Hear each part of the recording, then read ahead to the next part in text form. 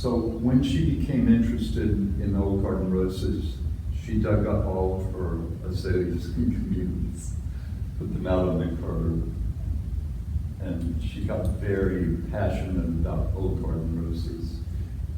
When she did that, there were no nurseries selling antique roses. So she somehow became involved with a round-robin group, and that is, they would pass a letter along, and you would write something on it and send it to the next person. And this is, you know, I don't know how she found this, but it's very indicative of the person she was, that she would get an idea about something. She wanted to know more about roses.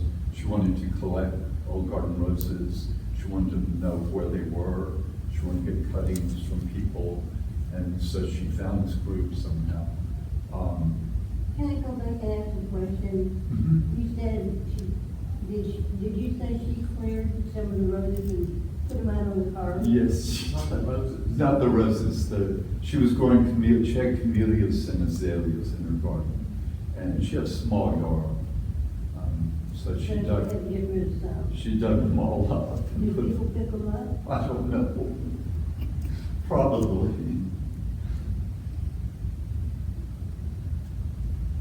Because I've dug up lilies and laid them out on the car. And people pick them Oh up. yeah, people do. I've picked things up off the curb like that. Now, she exchanged rose cuttings with these people. So that's how she grew her collection of old garden roses. And she told me at one time that she read an article that the gardener at Castle Howard was boasting that he had the largest collection of tea roses that he knew of.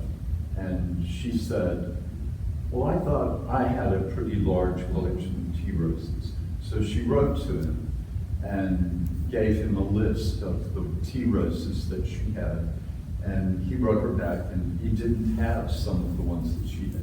So she sent cuttings to him. So today, I guess she still has cuttings of roses that were grown from her cuttings at Castle Howard.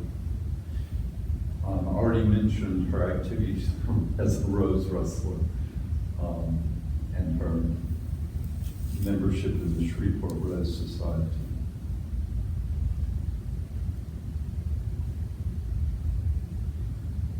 As I mentioned, she was very keen on reclaiming roses that had been lost to commerce. And this is a shot from the catalog at Antique Rose Emporium in Brenham, Texas, which is owned by a fellow named Mike Shute. And he does give Cleo credit for this rose. Down here he says, this rose was shared with us by Cleo Barnwell. And this is Napoleon. I'm not sure where she got this rose. The way I met her was, we moved here in '93, and I went 94, 95, I was interested in old garden roses. I bought some from Mike Shute, and I had friends in Baton Rouge who gave me wooded cuttings. And they had an old garden rose symposium at the Rose Center.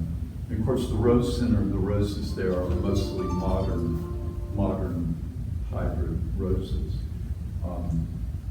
And I went there, and the program said, Cleo Barnwell will speak on her lifelong affair with old garden roses. And they described her as a Shreveport housewife. And I was so taken with her. She was 90 years old, and she was so feisty and cute. I was Did she have really. children? Pardon? Did she have children? Did she? She had one son. So anyway, I found articles from 1973 and 1989 that she's talking on roses and rose collecting. So when I heard her speak, she had long been doing this. This is another rose from Mike Shute at Antique Rose Emporium. This is Puerto Rico. Cleo got this rose from a fellow in Puerto Rico, and gave cuttings to Mike Shue. I had this rose for a while. It's white with pale pink. It didn't do very well for me. This is an article in the paper in 1984 about, is winter over? And this is Cleo's house on Archer Avenue. And sorry it's not in color, but some of the thousands of bulbs in her yard. Other things you would have seen in her yard in the spring were pearl bush, the native plant, native Louisiana irises, narcissus, of course, lots of paperwhites and daffodils, old roses, and in the back, she had an oak leaf hydrangea, which grows in the woods at Broadmoor. She also had this, she had a lot of spider lilies.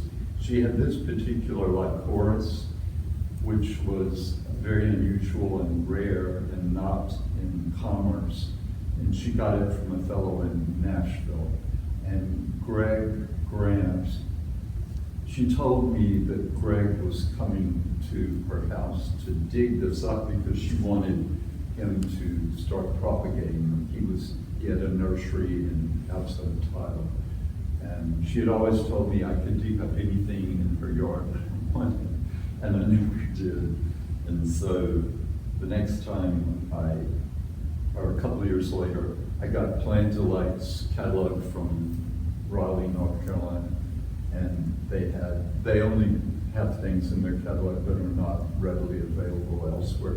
And they had this lycoris, and they said, we got this from our friend, horticulturist Greg Grant in East Texas, and it was $15 a bulb. So when I went to see Cleo the next time, I was kind of angry about it. And I said, it's my fault, I didn't dig one up. And she said, well, he didn't get all of them, but I didn't go back when they were blooming. There is a daylily that was named in Cleo's honor. And I had thought there was a rose, but I couldn't find it. This is just kind of an aside thing. She had this photograph hanging in her home that was a studio photograph from when she was much younger. That was really a wonderful photograph. And there was a publicity stunt when Gone with the Wind was being filmed to search for nationwide for a Scarlett O'Hara. Of course, they weren't going to use any of those women. They were looking at several notable actors, actresses, but it was just for publicity. So wherever they were living, the Barnwells, either in Wink or Henderson, the mayor's wife prevailed upon Cleo to have her photograph made in the studio and submitted, and the mayor's wife paid for the photograph. And well, they did these auditions in the Shreveport Theater in 1938 or 39. did they really? It's in the 100-year book from Bobby. Really? Dale. Yeah, it just came out. So there's the photograph I found on the web years ago of her. And she laughed about it, but I could tell she was very proud of this photograph. And she would be in her early 30s, I think, here. And, I thought about this. I thought, when you think of Scarlett O'Hara, you think of someone with a great deal of spirit and conviction and steadfastness. And if you look at her face, you see those qualities in her face. And I certainly saw them in her character. And this was the article that appeared in February of 2005 when she died. She lived to be 100. So that concludes what I have to say.